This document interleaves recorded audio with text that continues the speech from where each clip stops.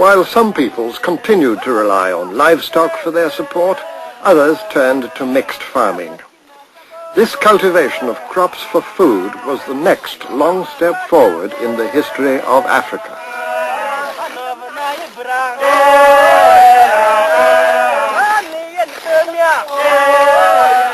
South of the Sahara Desert and its nearby grassland plains, food growing began to make progress about 2,500 years ago.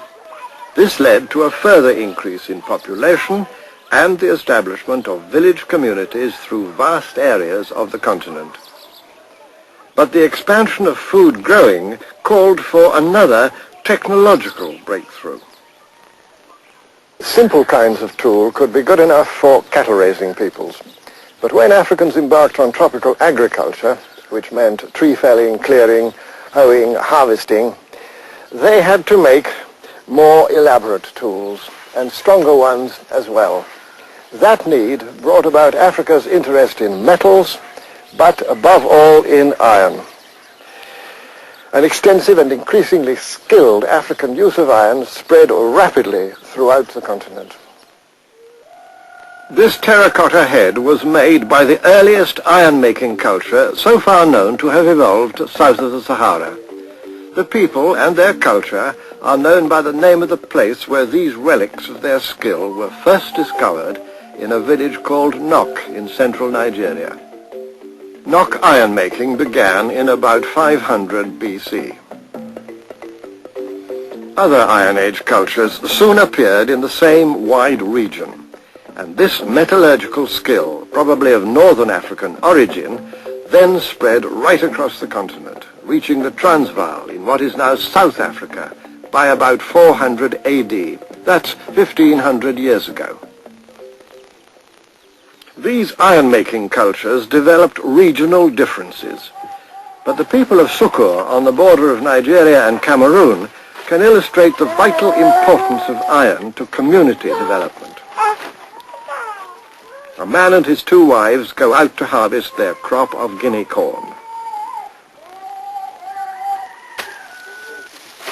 Also known as sorghum, guinea corn is a valued food crop, and iron tools enormously helped in its cultivation. The farmer and his wives are working on a terrace of land literally carved from the hillside by the use of iron hoes.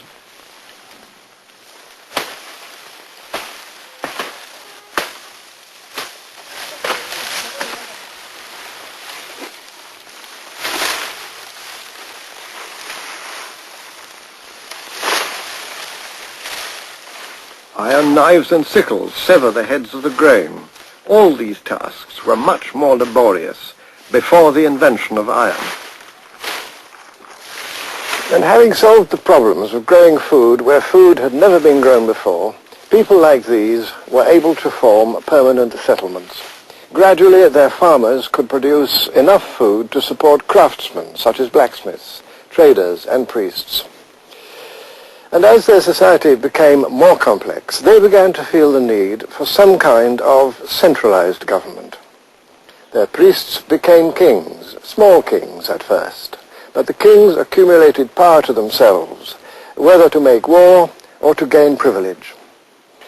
A king in Suka had only small political power, secular power, but he drew added strength and prestige from his people's belief that their king spoke with the spiritual power of God.